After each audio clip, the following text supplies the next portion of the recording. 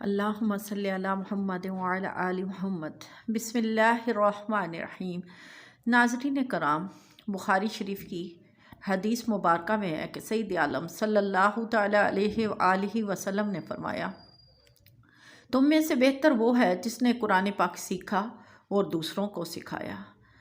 ناظرین کرام، تمام قرآن پاک کا حفظ کرنا امت پر فرض کفایہ ہے تاکہ قرآن کریم کا تواتر برقرار رہے۔ اگر اس فرض کی ادا کے لیے اتنے لوگ قائم ہوں جن کی تعداد کثرت اور تواتر کو پہنچتی ہے تو ان کے حفظ کر لینے سے باقی مسلمانوں کے ذمہ سے فرض ادا ہو جائے ضروری ہے۔ ناظرین کرام، قرآن کا قول ہے کہ تجوید یعنی حروف کو ان کے صحیح مخارج سے جیسا چاہیے کہ ویسا ہی ادا کرنا چاہیے، کیونکہ یہ قرآن پاک کی زینت ہے۔ ناظرین کرام، تجوید قرآن پاک کی زینت ہے اور آداب تلاوت میں ہے کہ قرآن کریم کی تلاوت باکثرت کرنا مستحب ہے۔ حدیث مبارکہ میں ہے کہ دو ہی چیزیں رشک کے قابل ہیں، ان میں سے ایک وہ شخص جسے اللہ تبارک و تعالی قرآن کریم عطا فرمائے اور وہ اس کی صبح شام تلاوت کرتا ہے۔ ناظرین کرام، قرآن کریم کی تلاوت اگرچہ بے وضو بھی کر سکتے ہیں، لیکن اس کے لیے مستحب ہے کہ وضو ہو۔ وضو کے بغیر قرآن پاک کو نہ پڑھا جائے، پاک کو چھونا چاہیے۔ ناظرین کرام، مستحب ہے کہ تلاوت کرنے والا قبلہ رو ہو کر نہایت عجز اور انکساری اور خشوع و خضوع کے ساتھ قلب کی آنکھوں کو جھکا کر بااطمینان اس کی تلاوت کرے، اور پڑھنے سے قبل ناظرین کرام تعوذ اور تسمیہ ضرور۔ اور ناظرین، یہ ضروری ہے کہ تلاوت قرآن پاک جب ہو رہی ہو تو خاموشی سے دل لگا کے سنیں۔ ناظرین کرام، حدیث مبارکہ میں ہے، ابو ہریرہ رضی اللہ تعالی عنہ سے مروی ہے کہ جس نے قرآن پاک پڑھا اور رب تبارک و تعالیٰ کی حمد کی اور نبی کریم صلی اللہ تعالی علیہ وآلہ وسلم پر درود پڑھا اور اپنے رب سے مغفرت چاہی تو خیر اس کو تلاش کرتی ہے۔ ناظرین کرام، اور اس کی دعائیں قبول ہوتی ہیں۔ ناظرین کرام، یہی وجہ ہے کہ مجھ ناچیز نے اس چینل کے توسل سے آن لائن دورہ قرآن کرنے کا فیصلہ فرمایا، جس میں ہم ایک ایک پارہ کا مختصر حصہ تعلیم تلاوت بھی کریں گے اور تلاوت کے بعد ترجمہ اور تفسیر بھی بتایا جائے گا۔ نیز اس سے جو مسائل اور جو وظائف اخذ ہوتے ہیں وہ بھی آپ تک پہنچائے جائیں گے۔ ناظرین کرام، اپنی اس کوشش کو جاری رکھنے کے لیے مجھے بہت سارے لوگوں کا ساتھ ضروری تھا۔ ناظرین کرام، جو علماء میرے رفیق ہیں وہ گواہ ہیں کہ بسا اوقات ایک ہی لفظ کی تحقیق میں دن بھر گزر جاتا ہے اور کئی کتابیں اور تفاسیر اور ترجموں کا لغات دیکھنا پڑتا ہے، تب کہیں جا کر مشکل حل ہوتی ہے۔ ناظرین، بہت سارے علماء کرام نے اللہ تبارک و تعالیٰ کے اس کلام کی ترجمہ اور تفسیر بیان کی، لیکن مجھ ناچیز کو اللہ تبارک و تعالیٰ نے یہ موقع عطا فرمایا اور مجھے یہ پلیٹ فارم عطا فرمایا کہ میں قرآن پاک کو ترجمہ کے ساتھ اور تفسیر کے کچھ نہ کچھ حصہ اب تک پہنچاؤں۔ اس کے لیے میں اللہ تبارک و تعالیٰ کا جتنا بھی شکر بجا لاؤں وہ کم ہے، کیونکہ مجھ جیسے گناہ گار کو اللہ تبارک و تعالیٰ نے اس مقصد کے لیے چنا۔ یہ میرے اللہ کی بہت بڑی مہربانی ہے۔ ناظرین کرام، چونکہ مقصد علم دین کا حصول ہے تو آپ سے یہ درخواست ہے کہ میرے ساتھ ساتھ آپ بھی دین کی خدمت کا حصہ بنیں۔ میرے چینل کو دیکھیں، سبسکرائب کریں اور نیکی پھیلانے کی نیت سے اس کو آگے شیئر کریں تاکہ یہ علم تمام لوگوں تک گھر بیٹھے پہنچ جائے۔ ناظرین، آئیے تلاوت قرآن پاک کا آغاز کرتے ہیں۔ بسم اللہ الرحمن الرحیم۔ رب اشرح لي صدری ويسر لي امری واحلل عقدۃ من لسانی یفقهوا قولی۔ رب زدنا علما رب زدنا علما رب زدنا علما۔ لا يحب الله الجهر بالسوء من القول إلا من ظلم وكان الله سميعا عليما۔ إن تبدوا خيرا أو تخفوا أو تعفوا عن سوء فإن الله كان عفوا قديرا۔ إن الذين يكفرون بالله ورسله ويريدون أن يفرقوا بين الله ورسله ويقولون نؤمن ببعض ونكفر ببعض ويريدون أن يتخذوا بين ذلك سبيلا أولئك هم الكافرون حقا وأعتدنا للكافرين عذابا مهينا والذين آمنوا بالله ورسله ولم يفرقوا بين أحد منهم أولئك سوف يؤتيهم أجورهم وكان الله غفورا رحيما يسألك أهل الكتاب أن تنزل عليهم كتابا من السماء فقد سألوا موسى أكبر من ذلك فقالوا أرنا الله جهرة فأخذتهم الصاعقة بظلمهم ثم اتخذوا العجل من بعد ما جاءتهم البينات فعفونا عن ذلك وآتينا موسى سلطانا مبينا ورفعنا فوقهم الطور بميثاقهم وقلنا لهم ادخلوا الباب سجدا وقلنا لهم لا تعدوا في السبت وأخذنا منهم ميثاقا غليظا فبما نقضهم ميثاقهم وكفرهم بآيات الله وقتلهم الأنبياء بغير حق وقولهم قلوبنا غلف بل طبع الله عليها بكفرهم فلا يؤمنون إلا قليلا. ایک بعض مفسرین نے فرمایا کہ یہ آیت حضرت ابو بکر صدیق رضی اللہ تعالی عنہ کے باب میں نازل ہوئی. ایک علیہ وسلم کے سامنے آپ کی شان میں زبان درازی کرتا رہا. آپ نے کئی بار سکوت کیا مگر وہ باز نہ آیا. حضرت صدیق اکبر نے عرض کیا یا رسول اللہ صلی اللہ تعالی علیہ وآلہ وسلم یہ شخص مجھ کو برا کہتا رہا. تو حضور پاک صلی اللہ تعالی علیہ وآلہ وسلم نے کچھ نہ فرمایا. یعنی اس کا شان نزول یہ ہے کہ پیارے آقا صلی اللہ تعالی علیہ وآلہ وسلم کے بارے میں ایک شخص زبان درازی کر رہا تھا. اور پھر اس بات میں یہ بھی نازل ہوا ابو بکر صدیق ان کی شان میں بھی گستاخی کی اور ان کے ساتھ کھڑا ہوا بد زبانی کا خاموشی سے سنتے رہے. پھر جب بہت زیادہ وہ ٹائم گزر گیا اور وہ مستقل بد زبانی کیے جا رہا تھا خاموش نہیں ہو رہا تھا تو صدیق اکبر نے آگے سے جواب دیا. تو جیسے ہی صدیق اکبر نے جواب دیا تو حضور پاک صلی اللہ تعالی علیہ وآلہ وسلم وہاں سے اٹھ کھڑے ہوئے. تو صدیق حضور پاک صلی اللہ تعالی علیہ وآلہ وسلم سے مخاطب ہوئے اور فرمانے لگے کہ یا رسول اللہ صلی اللہ تعالی علیہ وآلہ وسلم جب تک وہ شخص میرے سے بد زبانی کر رہا تھا اور میں خاموشی سے سن رہا تھا تو آپ صلی اللہ تعالی علیہ وآلہ وسلم موجود رہے. اور جیسے ہی اس شخص نے بد زبانی کے بدلے میں مجھ سے کلام کیا اور میں نے اس کو جواب دیا تو آپ کھڑے ہو گئے. اس کی کیا وجہ ہے؟ تو آپ صلی اللہ تعالی علیہ وآلہ وسلم نے ارشاد فرمایا کیا صدیق اکبر جب تم خاموش تھے تو تمہاری طرف سے اللہ کا فرشتہ اس سے جھگڑ رہا تھا. یعنی وہ جو سے یہ ثابت ہوا کہ نرم مزاج درگزر دین میں بہت زیادہ اہمیت کی حامل ہے. اگر ہم لڑائی کے بدلے میں خاموشی اختیار کریں تو اللہ تبارک و تعالیٰ کے فرشتے اس کے بدلے میں ہماری رعایت فرماتے ہیں. اور جب ہم اینٹ کا جواب پتھر سے دیتے ہیں تو فرشتے کہتے ہیں کہ یہ تو دنیا والوں کا کام ہے, وہ اس کو برا کہہ رہا ہے, یہ اس کو برا کہہ رہا ہے, تو لہٰذا ہمارا یہاں پہ کوئی کام نہیں. تو وہ فرشتے وہاں سے چلے جاتے ہیں. پھر اللہ تبارک و تعالیٰ فرماتے ہیں اے محبوب صلی اللہ تعالی علیہ وآلہ وسلم اہل کتاب تم سے سوال کرتے ہیں کہ ان پر آسمان سے ایک کتاب اتار دو.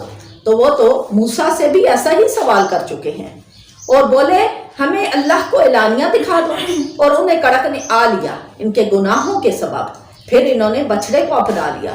بات اس کے کہ روشن آیتیں ان کے پاس آ چکی تھی تو ہم نے یہ معاف فرما دیا اور ہم نے موسیٰ کو روشن غلبہ عطا فرمایا. پھر ہم نے ان پر طور کو اونچا کیا, ان سے عہد لینے کو, اور ان سے فرمایا کہ دروازے میں سجدہ کرتے ہوئے داخل ہو.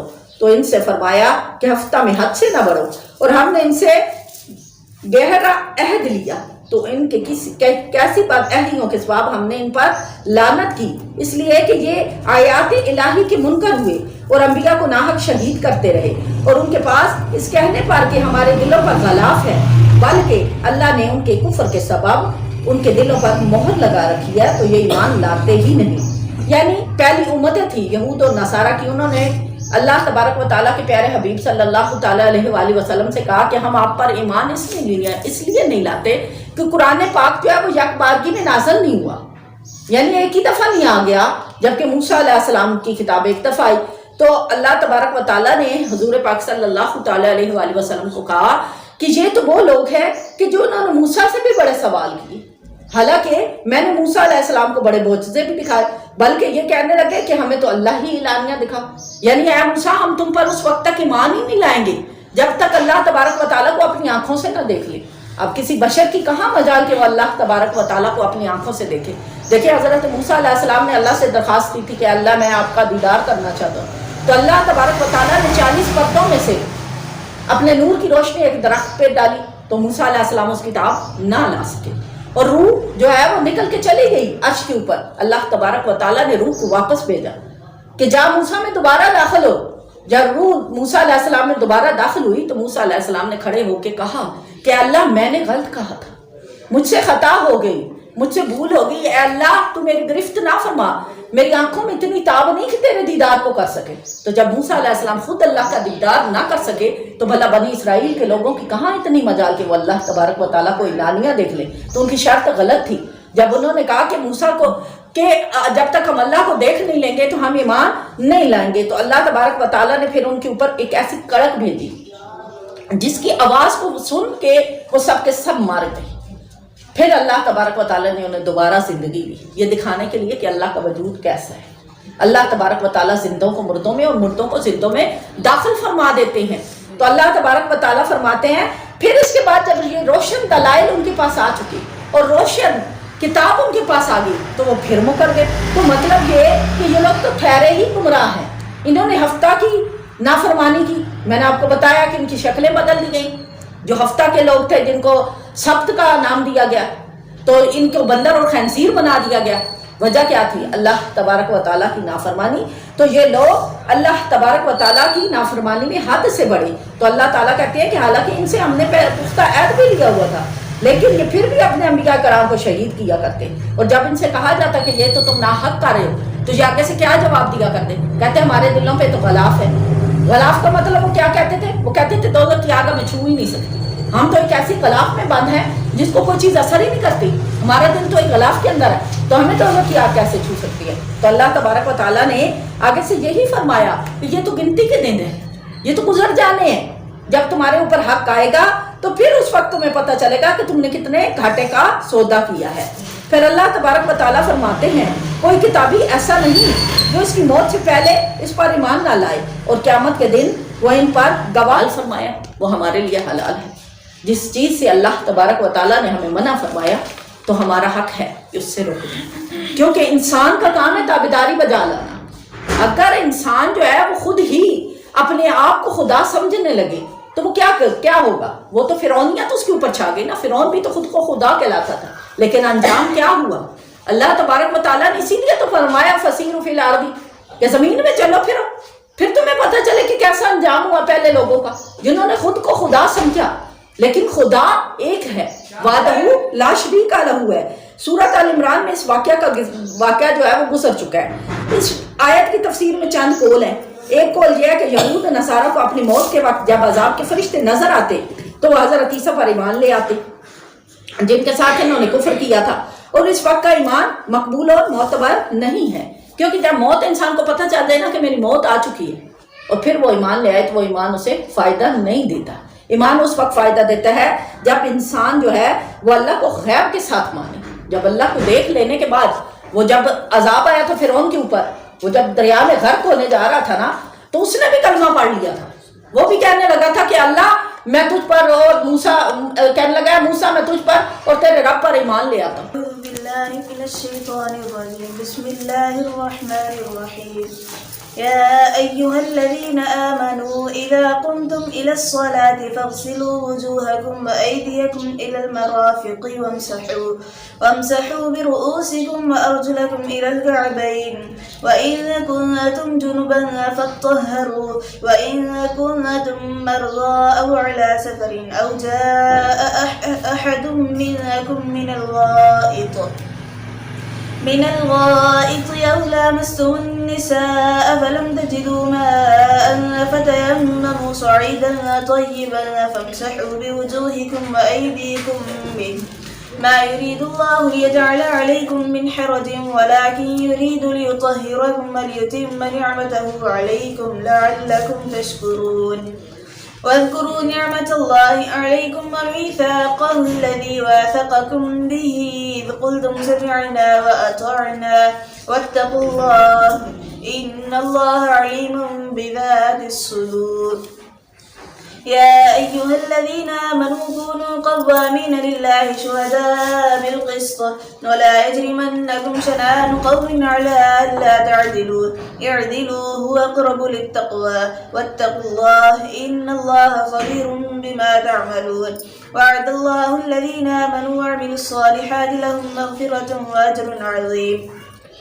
والذين كفروا وكذبوا بآياتنا أولئك أصحاب الجحيم يا أيها الذين آمنوا اذكروا نعمة الله عليكم إذ هم قوم أن يبسطوا إليكم أيديهم فكف أيديهم عنكم واتقوا الله وعلى الله فليتوكل المؤمنون ولقد کے احکام نازل ہوئے اس سورہ مبارکہ میں کہ اللہ تبارک و تعالیٰ نے کہا کہ جب نماز کے لیے کھڑا ہونا چاہو تو اپنے منہ کو اور اپنی کونیوں کو دھو اور سروں کا مسح کرو اور گھٹنوں تک پاؤں دو. تو کیا وضو کے 4 فرائض بتا دیے گئے.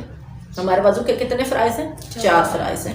تو یہ چاروں فرائض اس آیت کے اندر اللہ تبارک و تعالیٰ نے بتا دیے. پھر تیمم کا طریقہ بھی بتا دیا کہ اگر آپ پانی نہ پاؤ تو پھر تیمم کرو.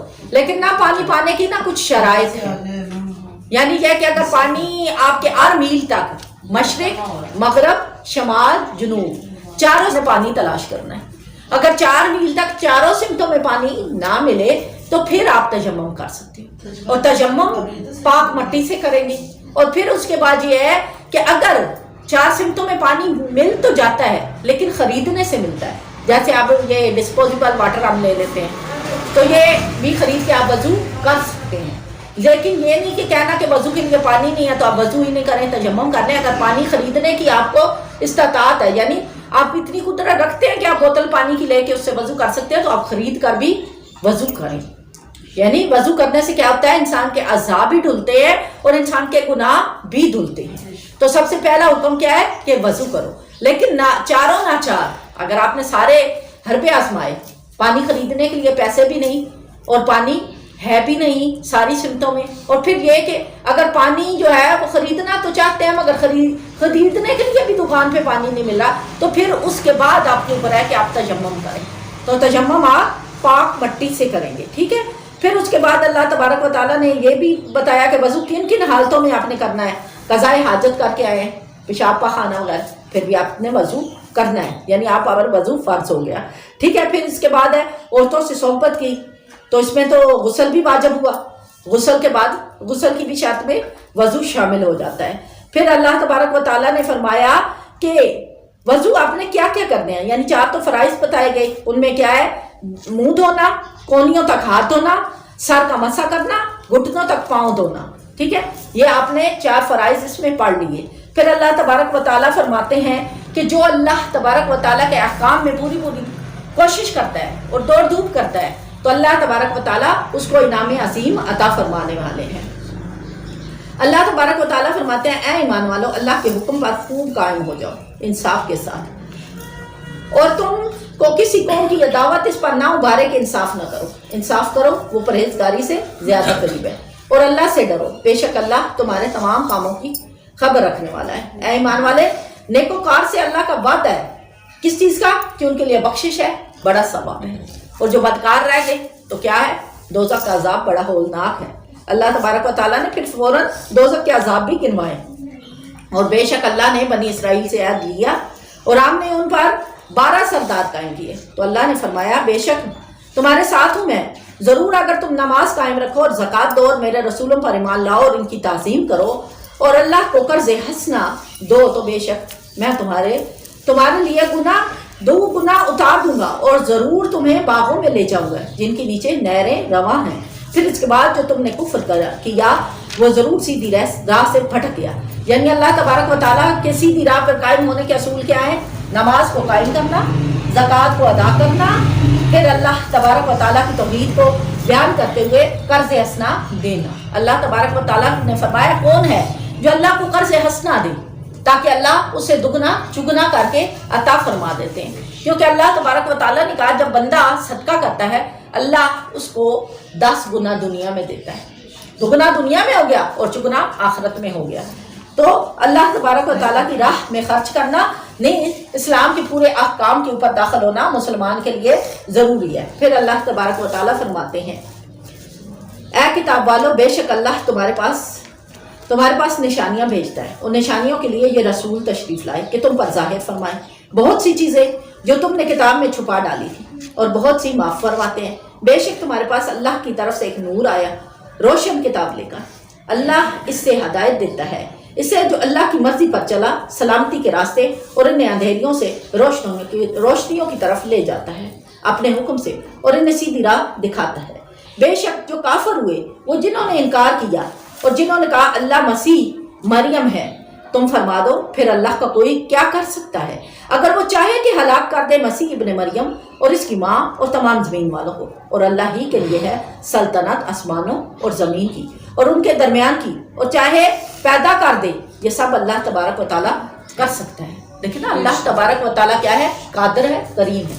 ان اللہ علی کل شیء قدیر کا مطلب ہے کہ جتنی بھی جہان میں چیزیں ہیں، کوئی پیدا ہو رہا ہے اللہ اس پہ قادر ہے، کسی کو مارنا ہے اللہ اس پہ قادر ہے، مردے کو دوبارہ زندہ کرنا ہے اللہ اس پہ قادر ہے۔ اللہ تبارک و تعالیٰ نے کہا ثم یمیتکم ثم یحییکم ثم الیہ ترجعون، کہ اللہ تبارک و تعالیٰ ہی وہ ذات ہے کہ جو تمہیں زندہ کرتی ہے، زندہ کرنے کے بعد پھر مارتی ہے، پھر مارنے کے بعد پھر زندہ کرے گی، اور پھر کس کی طرف تم نے لوٹ کے جانا ہے؟ اللہ تبارک و تعالیٰ کی طرف۔ تو کیا ہوا؟ اللہ تبارک و تعالیٰ ان اللہ علی کل شیء قدیر ہے، وہ چاہے تو انسان کو روزی فراخ کر دے، وہ چاہے انسان کو روزی تنگ عطا فرمائے، وہ چاہے لمبی زندگی عطا فرمائے، وہ چاہے تو انسان کی زندگی کو کم کر دے۔ یعنی صحت، زندگی اور دنیا کا عیش اور آخرت کی مغفرت وہ صرف اللہ ہی کر سکتے ہیں۔ اللہ تبارک و تعالیٰ کی خوشنودی میں ہمارا ایمان ہے، اور ہمارا عقیدہ اس بات کے بارے میں ہمیں کہتا ہے کہ ہم اللہ کے بندے بن کر جئیں۔ لیکن جو اللہ تبارک و تعالیٰ کے ساتھ مقابلہ کرنے والے ہیں وہ کیا ہے؟ وہ گھاٹے میں ہیں۔ وہ لوگ گھاٹے میں کیسے ہیں؟ کہ انہوں نے بری چیزوں کو اپنا سہارا بنا لیا، کیونکہ اللہ تبارک و تعالیٰ کا ذکر کس طرف لے کے جاتا ہے انسان کو؟ روشنی کی طرف، اور شیطان کس طرف لے کے جاتا ہے؟ اندھیروں کی طرف۔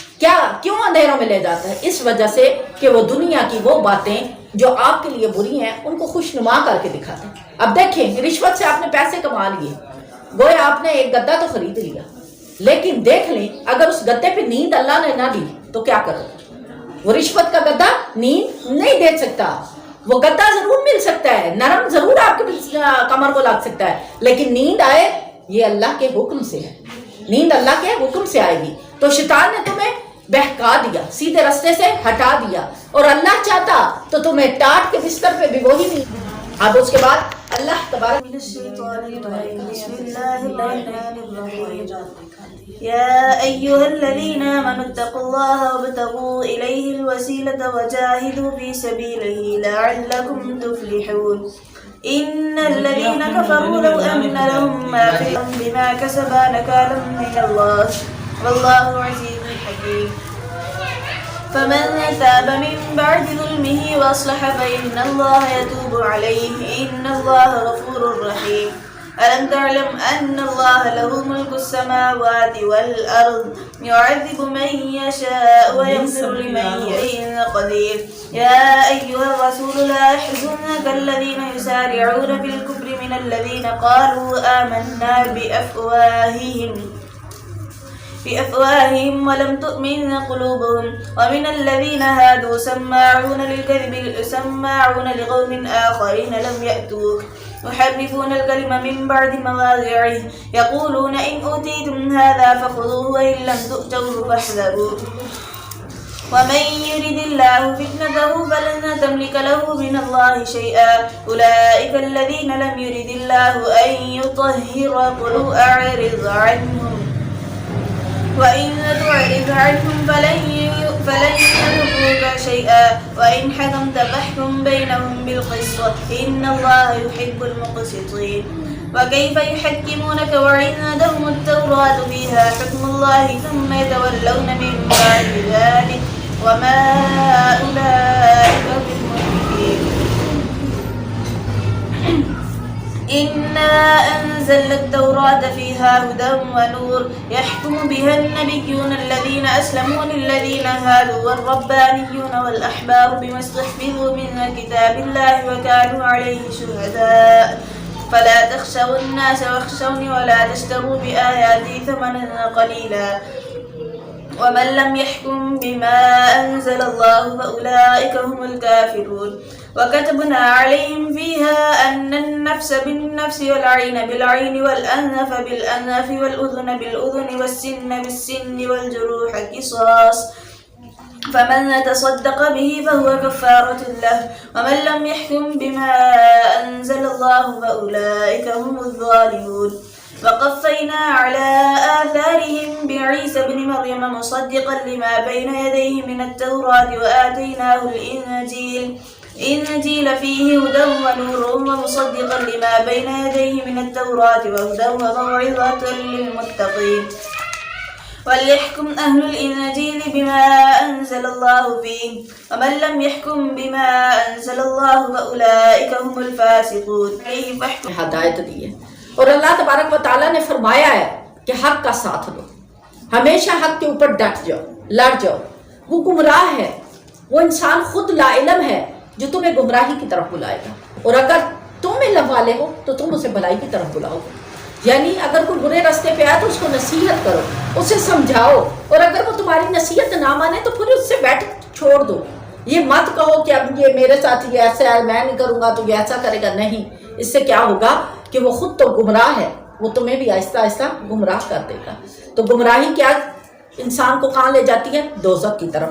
تو اس لیے اللہ تبارک و تعالیٰ نے برے دوستوں سے بچنے کی تاکید فرمائی ہے، اور اللہ تبارک و تعالیٰ فرماتے ہیں اور ہم نے توریت میں ان پر واجب کیا کہ جان کے بدلے جان، اور آنکھ کے بدلے آنکھ، اور ناک کے بدلے ناک، اور ان کے کان کے بدلے کان، اور دانت کے بدلے دانت، اور زخموں میں بدلہ ہے۔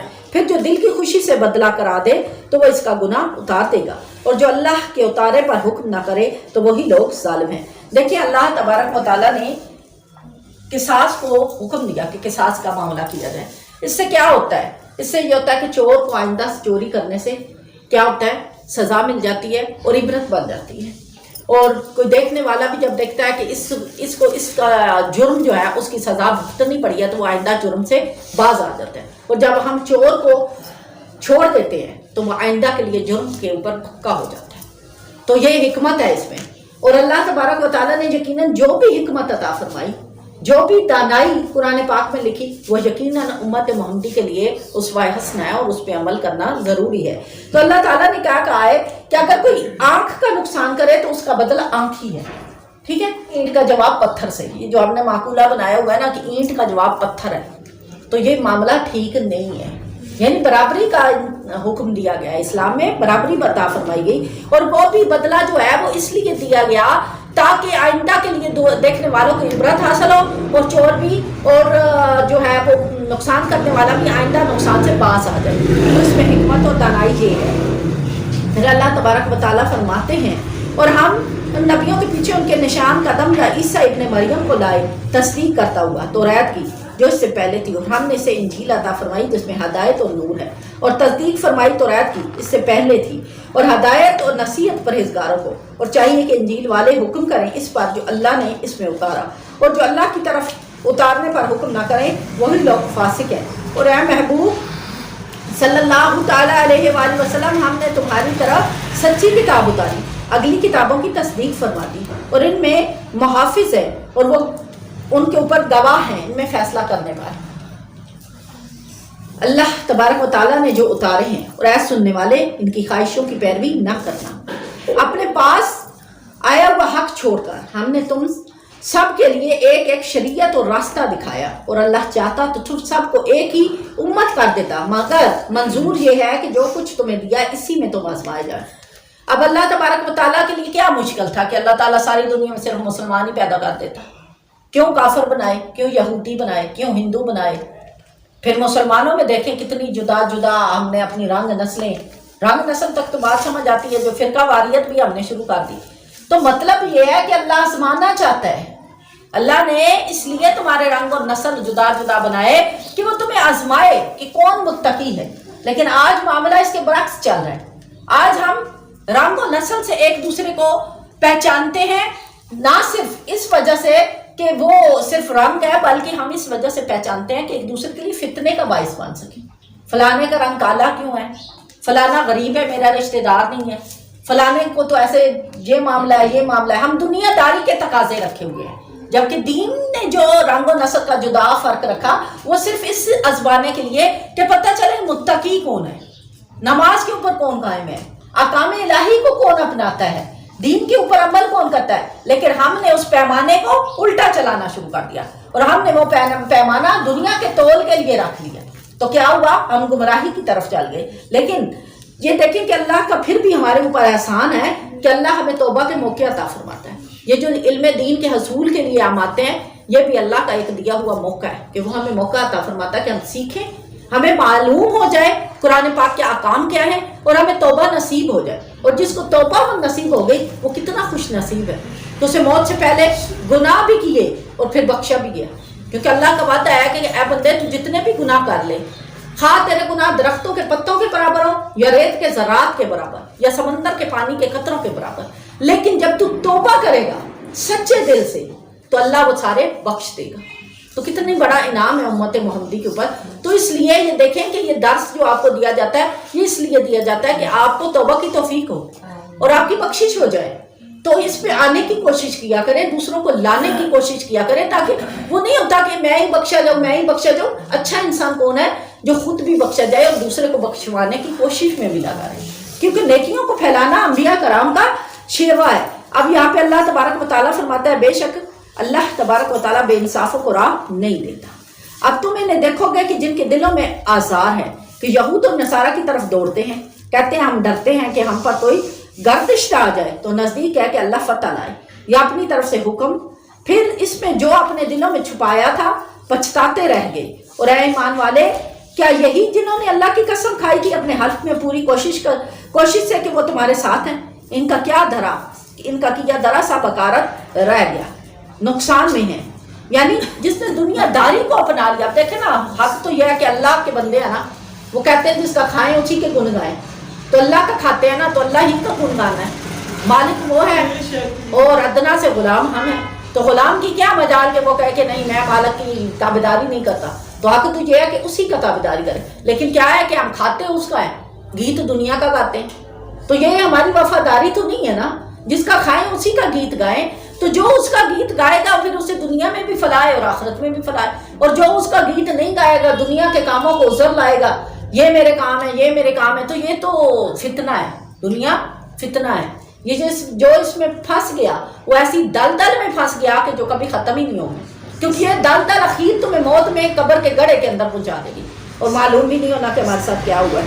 تو اللہ تبارک و تعالیٰ فرماتا ہے اے ایمان والو، تم میں جو کوئی اپنے دین سے پھرے گا تو ان قریب اللہ ایسے لوگ لائے گا کہ وہ اللہ کے پیارے اور اللہ ان کا پیارا ہوگا۔ مسلمان پر اور کافروں پر سخت اللہ کی راہ میں لڑیں گے اور کسی کی ملامت کرنے والے کی ملامت کا اندیشہ نہ کریں گے۔ دیکھیں نا، اللہ تبارک و تعالیٰ فرماتا ہے بندو اگر تم میری نافرمانی کرو گے تو میرے لیے کچھ مشکل ہے، تم چلے جاؤ گے تمہاری جگہ اور لوگ آ جائیں گے۔ دیکھیں نا، ہمارے باپ دادا وفات پا گئے، ہم آ گئے، ہم چلے جائیں گے، ہمارے بعد کوئی اور نسل آ جائے گی، تو اللہ کے لیے کچھ مشکل نہیں ہے۔ اگر ہم تابعداری کریں گے تو ہماری بخشش ہے، اگر نہیں کریں گے تبارک و تعالیٰ جو ہے وہ اور نسل لے آئیں گے، ہو سکتا ہے وہ نسل ہم سے زیادہ تابعدار ہو، ہم سے زیادہ علم والی ہو، ہم سے زیادہ تو کہتے ہیں ہم مسلمان ہیں، اور وہ آتے وقت بھی کافر تھے اور جاتے وقت بھی کافر، اور اللہ خوب جانتا ہے جو چھپا رہے ہیں۔ اور ان میں تم بہتوں کو دیکھو گے کہ گناہ اور زیادتی اور حرام خوری پر دوڑتے ہیں، بے شک بہت ہی برے کام ہیں، انہیں کیوں نہیں منع کرتے ان کے پادری اور درویش گناہ کی بات کرنے سے اور کھانے سے، حرام کھانے سے، بے شک بہت ہی برے کام ہیں۔ اب کیا یہاں پہ اللہ تعالیٰ نے علماء کرام کو مخاطب کیا، یہ پادری جو ہوتے ہیں نا وہ بھی نصارہ کے علماء، کیونکہ اس وقت نصارہ اور یہودی نافرمان تھے۔ جب قرآن پاک نازل ہوا تو زیادہ تر آیات میں انہی کا نام لے کر پکارا گیا، لیکن جب کہا گیا نا یا ایھا الناس، تو مطلب سارے انسان ہی اس میں آ گئے، جو قیامت تک آ گئے۔ ناس کا مطلب انسان ہوتا ہے، تو اللہ تعالیٰ نے تمام انسانوں کو مخاطب کر ڈالا۔ تو اللہ تبارک و تعالیٰ فرماتے ہیں کہ یہ جو تمہارے اندر علماء کرام ہیں وہ کیوں نہیں روکتے، جب برائی دیکھتے ہیں تو اس برائی سے جو ہے وہ امت محمدی کو کیوں اصلاح نہیں فرماتے، کیوں نہیں کہتے کہ یہ برائی ہے، یہ بے حیائی ہے، یہ حرام ہے، ان کو روکنا چاہیے۔ اور یہی وجہ ہے کہ ہم لوگ دن رات اس کام کی دوڑ دھوپ میں لگے ہوئے ہیں کہ لوگوں کو بلائیں، لوگوں کو اکٹھا کریں، لوگوں کو سنائیں، کیونکہ جب تک حق سنایا نہیں جائے گا انسان کیا ہے؟ لا علم ہے. اور علم حاصل کرنا اسی لیے سب سے بڑا زیور قرار دیا. اللہ تعالیٰ نے کہا کہ علم ایک ایسی دولت ہے جسے کوئی چور چرا نہیں سکتا. تو اس کا مطلب